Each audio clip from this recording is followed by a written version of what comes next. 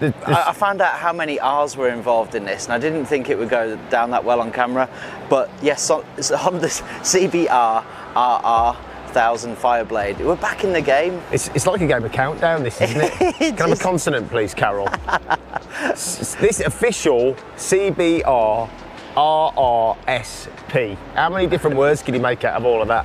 Well, what a bike, isn't it? And you know, it's so funny on that naming front. I mean, actually, you know, at Knox we've got, you know, products that need named and stuff, and we've got the Urban Pro at the moment. Imagine next year we're going to call it like the Urban Pro Race, Urban Pro, I don't know, whatever. Well, what happened? They ran out of steam with that one, but yes, it probably justifies it because the CBR is massively iconic.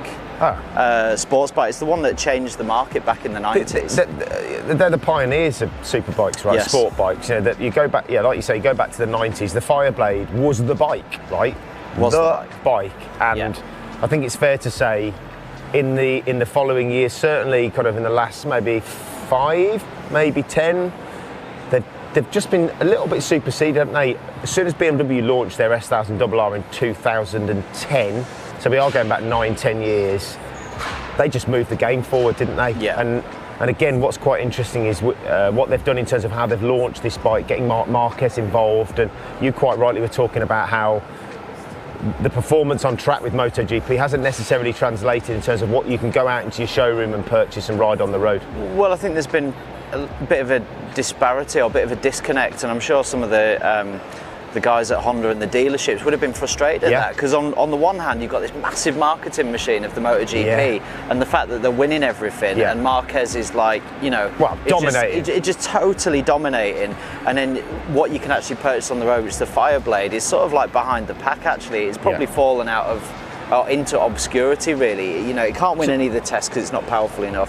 Doesn't have the electronics. Actually, in the real world, it's probably a bloody good bike. And to be honest, this is last year's one. I considered purchasing one last year because they always look great, and because the dealers can't shift them, there's a whacking finance or great finance available on it, and it'll still be a great. You know, it just didn't have the electronics. I'm not personally massive on electronics, just because.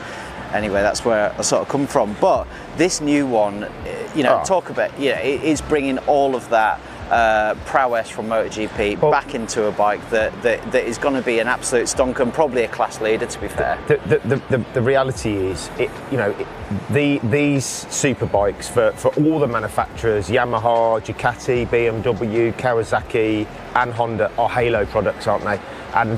And it is a kind of top trumps battle. If you come to war, you better bring your heaviest hardware. And you're quite right. Unfortunately for Honda, they've just been that half step behind, haven't they? Until now.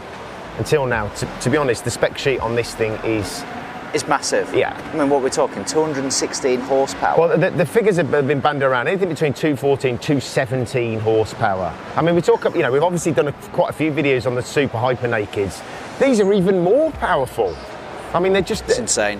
Yeah, but I think, you know, the significant difference between that market and this is the way that they're kind of positioning this bike is it's very track focused. Yes. And that's reflected again in kind of how many different things you've got on it. IMU, wheelie control, multiple traction control modes.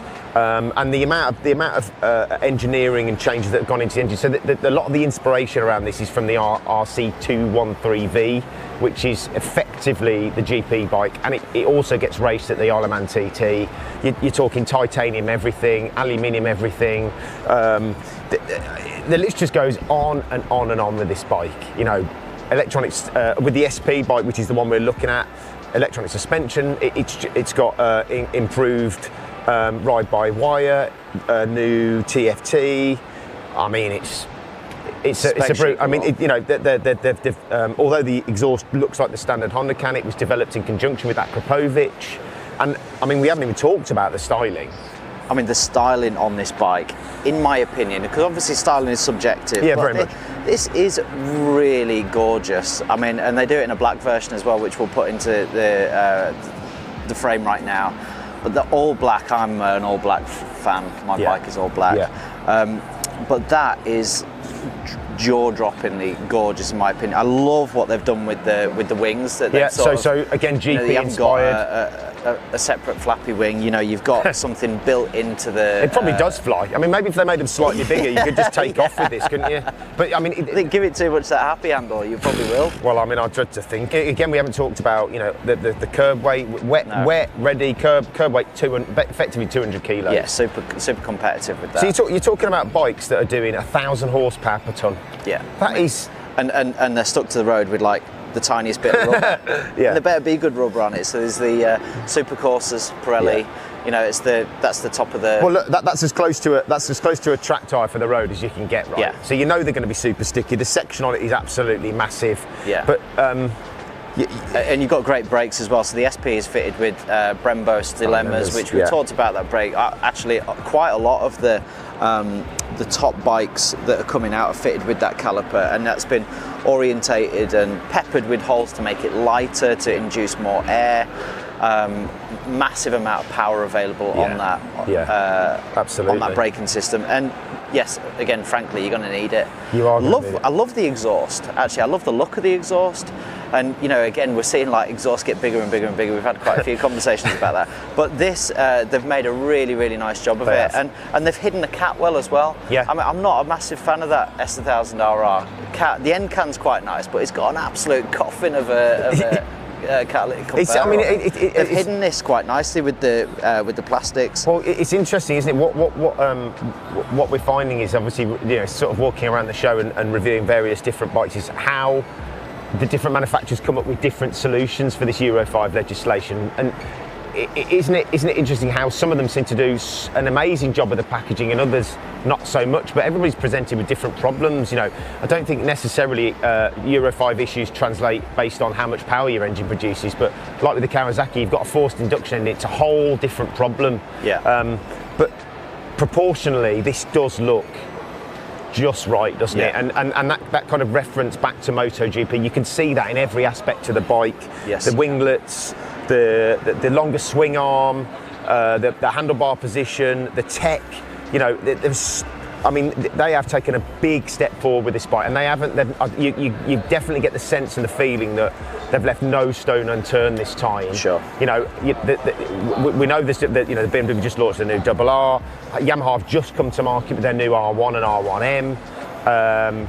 You know, there are obviously Panigale, and there are different iterations of the V4, but they're all very similar, aren't they? Similar weight, similar power. So again, as we always say, you know, when this gets launched and reviewed and compared, it's going to be absolutely fascinating, isn't it? Yeah. So the standard bike comes fitted with Showa big piston fork, a standard and Nissin brakes. It's probably going to be great, and that bike comes at 20,000 basically. Yeah, give or take 20 grand. The SP is another 3.5 grand, but it comes with some extra trick bits, doesn't it? So you've got semi-active Öhlins front and rear shock. Yes. Yeah. Can I refer to my notes, because this is such a lot of spec on this bike. So in conjunction with the hardware, the Öhlins objective-based tuning interface now offers finer suspension adjustment front and rear. 3 individual modes can be set and stored, allowing the riders to configure multiple settings for track, and you can switch it whenever you want whilst you're riding the bike. I mean, that's quite impressive, because you've got, you know, if you are going to take some track, there's a multitude of tracks that you can take. You know, there's some really bumpy tracks that we've got here in the UK. You know, bone shakers, and then you're going to take it out to somewhere like Jerez or something, long sweepers. You know, there's some different setups needed for that, and also for weather conditions, right? Yeah, exactly. So if you go out and it's you know, it's damp or it's bone dry, you're going to want to, you know, you're going to want some more compliance in your bike. So, I mean, you know, this is the thing with this bike, isn't it? Yes, I'm sure on the road it's a very impressive bike, but you know, I mean, and again, without going over old ground here, it's got way too much performance for the road, in all honesty. You know, 217 horsepower, 200 wet. You know, the only way you're ever going to be able to extract anything like the full potential of this bike is on track. And they're not making any secret of that, are they? I don't think. So that's been our first look at the CBR1000rrr 1000 from Honda, a real game-changing bike. Please like, please comment, please subscribe to the channel too, and we'll see you next time.